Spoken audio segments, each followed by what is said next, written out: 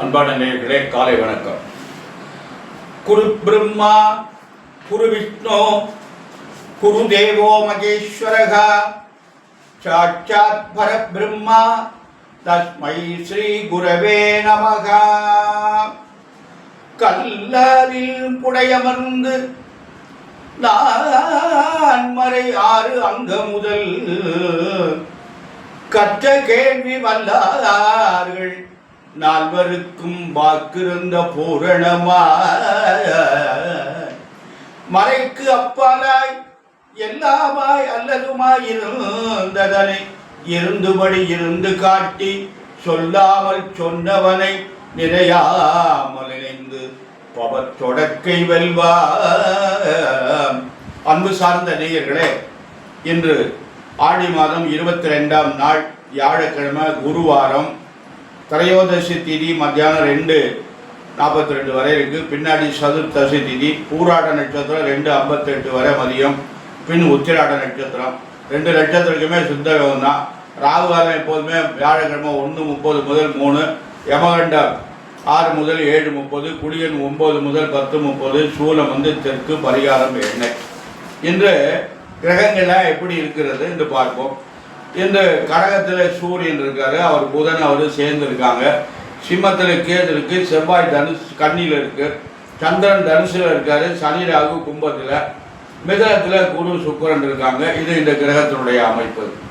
இன்று மேஷராசிக்கு நேரங்கள் எப்படி இருக்குது என்று பார்ப்போம். மேஷராசிக்கு குருபான் 3ல் இருக்கு, சனி ராகு 11ஆம் இடத்துல லாபஸ்தானத்தில் இருக்காரு. 9ஆம் இடத்துல சந்திரன் இருக்காரு. அந்த 9ஆம் இடத்துக்கு குருவும் சந்திரனும் பார்க்கிறாங்க. இதுல இந்த குருவும் சந்திரனும் பார்வையினால குருச்சந்திர யோகம் என்கிற ஒரு யோகத்தை பெறாங்க. அப்போ இது நல்ல பலனை தரும். ஏன்னா 9ஆம் இடத்தை குரு பார்க்கறதோட மட்டும் இல்லை, 4ஆம் அதிபதியை குரு பார்க்கிறாரு, 4ஆம் அதிபதியை குருவையும் சுக்கிரனையும் பார்க்கிறாரு. இந்த பார்வையினால பரிவர்த்தனை யோகம் பெறாங்க. அது ஒரு பெரிய அமைப்பு. அதனால மேஷராசி என்பவர்களுக்கு நல்ல நாள், நல்லது நடக்கும், நல்ல காரியம் நடைபெறும் அப்படின்னு அமைப்பு. அடுத்து ரிஷபராசி என்பது உங்களுக்கு அருமையான நாள். உங்களுக்கு 2ல் குரு இருக்காரு, ராசி அதிபதி 2ஆம் இடத்துல இருக்காரு. அது 2 பெரிய சிறப்பு. அதனால ரிஷபராசி என்பவர்களுக்கு 10ல் சனி ராகு இருக்கு. இதெல்லாம் உங்களுக்கு நல்ல நேரம், நல்லதெல்லாம் நடக்கும், நல்ல காரியம்லாம் நடக்கும். கவனமாக நடந்து கொள்ளுங்கள். மிதுன ராசி என்பவர்கள் அவங்களுக்கு நேரம் சரியில்லை. இருந்தாலும் இந்த 7ஆம் இடத்தை குரு பார்க்குறாரு. 7ஆம் இடத்தை குரு பார்க்குறாரு. 7ஆம் இடத்துல இருக்கிற சந்திரன், வளர்பறை சந்திரன் குருவையும் சுக்கிரனையும் பார்க்குறாங்க. இவங்க 2 பேருமே பார்வையினால பரிவர்த்தனை. அப்பொழுது கொஞ்சம் சிரமமாக இருந்தாலும் நல்லதெல்லாம் நடக்கும். இந்த 7ஆம் இடம் என்பது களத்திர சாணம், திருமணம் நடக்கிறதுக்கெல்லாம் வாய்ப்புகள் உண்டு என்று சொல்லலாம். அன்பான கடகராசி என்பவர்கள் அவங்களுக்கு தேவையில்லாத செலவுகள்லாம் ஏற்படும், விரயங்கள் ஏற்படுறதுக்கு வாய்ப்புகள் இருக்குது. பார்த்து கவனமாக நடந்து கொள்ளுங்கள். சிம்மராசி என்பவர்களே அவங்களுக்கு நல்ல நாள், அருமையான நாள். உங்கள் 5ஆம் இடத்தை குரு பார்க்குறாரு. 5ஆம் இடத்துல சந்திரன் இருந்துட்டு குருவை பார்க்குறாரு. இது ஒரு சிறந்த அமைப்பு. உங்களுக்கு குருச்சந்திர யோகம்னு ஒரு பார்வையினால பார்ப்பதும் குருச்சந்திர யோகம் தான்.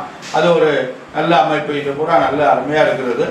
அன்பான கன்னிராசி என்பதில் உங்களுக்கு குருவான் 10ஆம் இடத்துல இருக்காரு.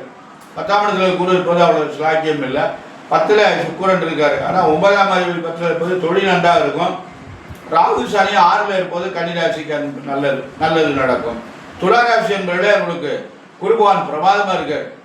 குருபான் 9ஆம் இடத்துல இருக்கார். 9ஆம் இடத்துல இருக்கிறது குருவுக்கு ரொம்ப நல்லது. அதனால் நல்லதெல்லாம் நடக்கும். சுக்கிரன் வேற 9ஆம் இடத்துல இருக்கார். நல்ல காரியம் பூரா அமையும். அன்பான விருச்சிக ராசி என்பதில் உங்களுக்கு நேரம் சரியில்லை. குரு 8ஆம் இடத்துல இருக்கார். 7ஆம் அதிபதி 8ல் போய் மறையிறாரு. அதனால் உங்களுக்கு காரியங்கள்லாம் தடைப்படும். எந்த காரியத்தையும் புதுசாக செய்யாதீங்க. தனுசு ராசி என்பது அவங்களுக்கு அருமையான நாள். உங்கள் ராசியில் சந்திரன் இருக்காரு. குரு சந்திரன் சுக்கிரன் சந்திரன் பார்வையினால பரிவர்த்தனை பண்ணுறாங்க. அமோகமான நாள். உங்களுக்கு சனி ராகு 3ல் இருக்காங்க. அதுவும் நல்ல நாள். இதெல்லாம் உங்களுக்கு அருமையான நாள். நல்லது நடக்கும், நல்ல காரியங்களாக நடக்கும். அவங்கவுங்க வயதுக்கு தக்கபடி எல்லா காரியமுமே நடக்கும். அதனால் கவனமாக நல்லபடியாக முடிச்சுக்கோங்க. அருமையான நாள். அன்பான மகர ராசி என்பதில் உங்களுக்கு 7 சனியுடைய தாக்கம் இருக்கிறது. அது அந்த சனி பயிற்சி வரையும், ராகு பயிற்சி சனி பயிற்சி காலங்கள் வரை இருக்குது. அதனால் பார்த்து கவனமாக நடந்து கொள்ளுங்கள். குரு வேற உங்களுக்கு மகாராஜுக்கு 6ஆம் இடத்துல இருக்காரு. அதுவும் நல்லது இல்லை. அதனால் பார்த்து ஜாக்கிரதையாக நிதானமாக நடந்து கொள்ளுங்கள்.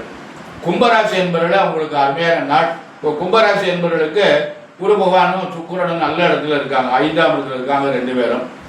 அது ஒரு நல்ல அமைப்பு. 7.5 இருக்கு, இருந்தாலும் குருனுடைய அமைப்பு பிரமாதமாக இருக்கு. 4ஆம் அதிபதி 5ல் இருப்பதும் ஒரு நல்ல அமைப்பு. மீனராசி என்பதில் உங்களுக்கு 4 குரு 4 சுக்கிரன், இது வந்து உங்களுக்கு ஒரு வகையில் சொல்ல போனால் நன்மைன்னு சொல்லலாம். இருந்தாலும் எனக்கு கோஜார பலனில் எனக்கு அவ்வளோ சிறப்பாக தெரியல. இருந்தாலும் இந்த குருனுடைய பார்வையும் சுக்கிரனுடைய பார்வை இருக்கு, 10ஆம் இடத்தை பார்க்குறாங்க, தொழில் சார்ந்த பார்க்குறாங்க. அதனால் தொழில் நன்றாக இருக்கும், ஓடும், தொழில் ஓடும். அது சிரமப்பட்டு தான் ஓடும், இருந்தாலும் ஓடும். அதனால் மீனராசி, கும்பராசி, மகர ராசி என்பவர்களை நீங்கள் ரொம்ப கவனமாக நடந்து கொள்ளுங்கள். நல்ல காரியங்கள்லாம் கொஞ்சம் சிரமப்படும், 7 இருக்குது. அதனால் சனிக்கிழமை தோறும் விரதமாக இருந்து சனி பகவானுக்கு எழுதியை வெட்டி காக்காய்க்கு அன்னம் வைத்து சனி பகவானுக்கு அர்ச்சனை பண்ணுங்க. கோளறு திருப்பதித்தை பாராயணம் பண்ணுங்க. அன்பான நேயர்களை, நாம் வந்து இறை வழிபாடு தான் நமக்கு ரொம்ப முக்கியமானது. அதனால் நீங்கள் இறை வழிபாடு செய்வது ரொம்ப நலம் என்று ஒரு முக்கியமான கருத்தை நம்ம பதிவு பண்ணுறோம். அன்பான நேயர்களை, இன்று வந்து அதாவது இந்த வீட்டு மனையில் ஒரு கருத்துக்கள் நிறைய இருக்குது. நமக்கு தெரிஞ்சதை நம்ம கொஞ்சம் பகிர்ந்து கொள்வோம். இந்த வாசல் கால் நிலை வைக்கிறது சொல்கிறாங்களே, அந்த பக்கம் வச்சா நல்லது, இந்த பக்கம் வச்சா நல்லது, அவங்க ராசிக்கு வச்சா நல்லது அப்படின்னு சொல்கிறாங்க. இதில் முக்கியமாக ஒரு கருத்து, கிழக்கு பார்த்த வாசல் உத்தமம். அருமையாக நம்ம இப்போ எந்த ராசிக்காரங்களாக இருந்தாலும் கிழக்கு பார்த்த வாசல் வீடு வச்சிங்கன்னா அதில் எல்லா வளங்களும் கிடைக்கும். ஏன்னா அந்த சூரியன் ஒளி வீட்டுக்குள்ளே படும். இதெல்லாம் கிராமங்களில் சூரியன் ஒளி வீட்டுக்குள்ளே பட்டால் எரிச்சு போடும். சூரியனை உரிக்கல, அதை ஒளி நம்ம உடம்புல படலைன்னா நோய் வந்துடும். அதே மாதிரி வடக்கு பார்த்தல் வாசல் உத்தமம். இந்த தெற்கு பார்த்த வாசல் வந்து பெரும்பகுதி அதமம்னு தான் சொல்லப்பட்டிருக்கு. ஆனால் பெரும்பகுதி பார்த்தீங்கன்னா எல்லாரும் தெற்கு பார்த்த வாசல் தான் வச்சுருக்காங்க. கிழக்கு பார்த்தல் வாசல் கூடாது அப்படின்னு சொல்லிட்டு தெற்கு அல்லது வடக்கில் வைக்கிறாங்க. வடக்கு பார்த்த வாசல் பரவாயில்ல, அதுவும் நல்லது தான். இதில் சில பேர் பெண் வீடு ஆண் வீடு இப்படி இல்லை நிறைய சொல்கிறாங்க. இந்த வீடு பெண் ஆதிக்கத்தில் இருக்கும், இந்த வீடு யாருடைய ஆதிக்கம் இருந்தாலும் நல்லா இருந்தால் சரி, பெண் கட்டிக்காரியாக இருந்தாலும் ஆம்பளை வீடு. அதே மாதிரி இந்த டாய்லெட்டில் ஒரு பெரிய சிக்கல் இருக்கு. அது எப்படின்னா, இந்த லெட்டின் இந்த இடத்துல இருக்கணும், இந்த இடத்துல இருக்கக்கூடாது அப்படின்லாம் சொல்கிறாங்க. இப்போ படுக்கை அறை வந்து கன்னி மூலையில் தான் இருக்கணும், தென்மேற்கு பாகத்தில் படுக்கை அறை இருக்கணும். அப்போ இந்த காலத்தில் படுக்கை அறையில் தான் டாய்லெட் கழிவுத்து வெளியில் போகிறதுக்கு பாத்ரூம்கள் சொல்கிறாங்க. அது வந்து அந்த இடத்துல இருக்கணும். அப்போ அந்த இடத்துல இருக்கக்கூடாதுன்னு சொன்னால் வேறு என்ன பண்ணுறது, எங்கே போகிறது? அதனால் தென்மேற்கு திசையில் கழிவு தொட்டி இருக்கலாம். ஆனால் அந்த கழிவு தொட்டி இருக்குது பார்த்தீங்களா, அது வந்து அங்கே இருக்கக்கூடாது. பாத்ரூம் இருக்கலாம், குளிக்கலாம், வெளியே போகலாம், யூரின் போகலாம், அதெல்லாம் அந்த இடத்துல இருக்கலாம். ஆனால் அதுலேருந்து வருகின்ற கழிவுகளை வந்து வாயு மூலைக்கு கொண்டு போயிடணும். இது ஏன் அப்படின்னு கேட்டிங்கன்னா, அறிவுபூர்வமாக பார்த்தீங்கன்னா இந்த பூமியிலேருந்து அடியில் வருகின்ற காற்றுகள் போயின்னு இருக்கு. பூமியிலேருந்து காற்றினுடைய அலை, நான் ஒரு இதில் ஒரு தவணை ஏதோ ஒரு இதில் பார்த்தேன், போட்டிருந்தாங்க பூமியினுடைய காற்றினுடைய நிலை. தெற்கேந்து வடக்கு நோக்கி அந்த அலை வந்து இந்த கடற்கரையில் மண் படிவம் இருக்கும், அது மாதிரி அப்படியே படிந்து அந்த தெற்கு பகுதியிலேருந்து வடக்கு நோக்கி போகிறது. அதனால இந்த காற்றுகள் பூமிக்கு அடியில் தெற்கே இருந்து வடக்கு நோக்கி போகுது. அதனால நமக்கு வந்து இந்த தென் அக்கினி மூலையில் போர் இருந்ததுன்னா நமக்கு வீட்டுக்குள்ள அந்த போருக்குள்ள காற்று இருக்கு, விஷக்காற்று இருக்கு. அந்த பூமிக்கு அடியிலேருந்து தானே இந்த கேஸ் எல்லாம் எடுக்கிறோம், கிணத்துக்குள்ளேருந்து காற்று வருது. அதனால தெற்கு பாகத்தில் கிணறு இருந்தால் அந்த கிணத்துக்குள்ளேருந்து வர்ற காற்றுகள் நம்ம வீட்டுக்குள்ளே வரும். தெற்கு பாகத்தில் போர் இருந்தால் அந்த போர்லேருந்து வர்ற காற்றுகள் நம்ம வீட்டுக்குள்ளே வரும், வீட்டில் இருக்கவங்க நோயாளியாயிருவாங்க. அதே மாதிரி தெற்கு பாகத்தில் அந்த செப்டி டேங்க் இருந்ததுன்னா செப்டி டேங்கில் அசுத்தமான காற்று, நல்ல காற்று கிடையாது, கழிவுப் பொருள்கள் அங்கே போய் சேர்றதுனால அதுலேருந்து வர்ற காற்றுகள் நல்ல காற்று இல்லை, அது வந்து நம்ம வீட்டுக்குள்ளே வரும். அப்போ நம்ம இதற்காகத்தான் இந்த வாயு மூலையில் வடமேற்கு மூலையில் அந்த கழிவு தொட்டியை நம்ம வச்சுட்டு சனி மூலை சனி பகவானுடைய மூலையில் சொல்லலாம், சனி மூலையில் சொல்கிறாங்க, இல்லை ஈசான்ய பாகம்னு பேர் இருக்குது, சிவபெருமானுடைய மூலை. அந்த மூலையில் போரை போட்டோம்னா நமக்கு வந்து அந்த போர்லையும் கழிவு தொட்டிலையும் இருந்து வருகின்ற காற்றுகள் வடக்கு நோக்கி போயிடும், வீட்டுக்குள்ளே இதுதான் அறிவியல் பூர்வமான கருத்து. இதை என்ன பண்ணுறாங்கன்னா ஒவ்வொருத்தரும் ஒவ்வொரு விதமாக மாற்றுறாங்க. இப்போ நான் வந்து சென்னையில் ஒரு இடத்துல பார்த்தேன். அங்கே அக்கினி மூலையில் தொட்டி இருக்குது, கழிவு தொட்டி இருக்குது, அக்கினி மூலையில் போர் இருக்குது. இது என்ன பண்ணுறது? அந்த வீடை அவங்க வாங்கியிருக்காங்க விலைக்கு. வாங்கினதுக்கப்புறம் அவங்களுக்கு வந்து ஒரு வளர்ச்சி இல்லை, சிரமப்படுறாங்க, கஷ்டப்படுறாங்க. அப்படி ஒரு சூழ்நிலையில் இருக்காங்க. அப்புறம் புது பழக்கம், நான் சென்னைக்கு போயிருந்தபோது என்னை வந்து கூட்டிகிட்டு போனாங்க. போய் பார்த்த உடனே நான் இது ரெண்டும் இந்த இடத்துல இருக்கக்கூடாதுங்க, வேற ஒன்றும் இல்லை அப்படின்னு சொல்லிட்டு அது ரெண்டையும் மாற்றுறதுக்கு இடம் இருக்குது. அதாவது தொட்டியை கழிவு தொட்டியை மாற்ற முடியாது, அதுக்கு வாய்ப்பு இல்லை. அந்த கழிவு தொட்டியில் ஒரு என்ன ஒரு அவங்களுக்கு ஒரு நன்மைன்னு கேட்டிங்கன்னா, அதில் ரேஞ்சில் போயிருக்குது தங்கல். அதில் வந்து அவங்க என்ன பண்ணியிருக்காங்கன்னா, அந்த இதில் போயிடுது, சாக்கடைக்கு அது போயிடுது. அதுக்கு ஒரு மாற்று வழி சொல்லி அதை ஏற்பாடு பண்ணிட்டு இந்த போரை வந்து எடுத்துட்டு ஈசான்ய பாகத்தில் வந்து போர் போடுறதுக்கு இடம் இருக்குது. அங்கே மழைநீர் தொட்டி வச்சுருக்காங்க, அது ஒரு பெரிய அமைப்பு. அதுக்கு பக்கத்தில் இந்த போரை போடுங்க அப்படின்னு சொல்லிட்டு அதுக்கு ஒரு சில பரிகாரங்கள் சொல்லியிருந்தேன். அந்த ஒரு மாற்று வழி சொல்லியிருந்தேன். அந்த செப்டி டேங்கை சுற்றி அதை அவங்க செஞ்சதுக்கு அப்புறம் இப்போ எங்களுக்கு நன்றாக இருக்கிறோம், பரவாயில்ல அப்படின்னு சொல்கிறாங்க. சீக்கிரமாக போரையும் போட்டுருங்க, அதுக்கு போர் போடுறது கொஞ்சம் செலவானாலும் பரவாயில்ல ஐயா, சீக்கிரம் போட்டுறோம் ஐயா, இப்போ கொஞ்சம் நோயினுடைய தாக்கம் குறைஞ்சிருக்கு, செலவுகள் குறைஞ்சிருக்கு அப்படின்னு சொன்னாங்க. இது வந்து அறிவியல் பூர்வமாக நான் சொன்னேன். இதில் என்ன சொன்னேன்னா, வேற ஒன்றும் புதுசாலாம் நான் ஒன்றும் சொல்லலை.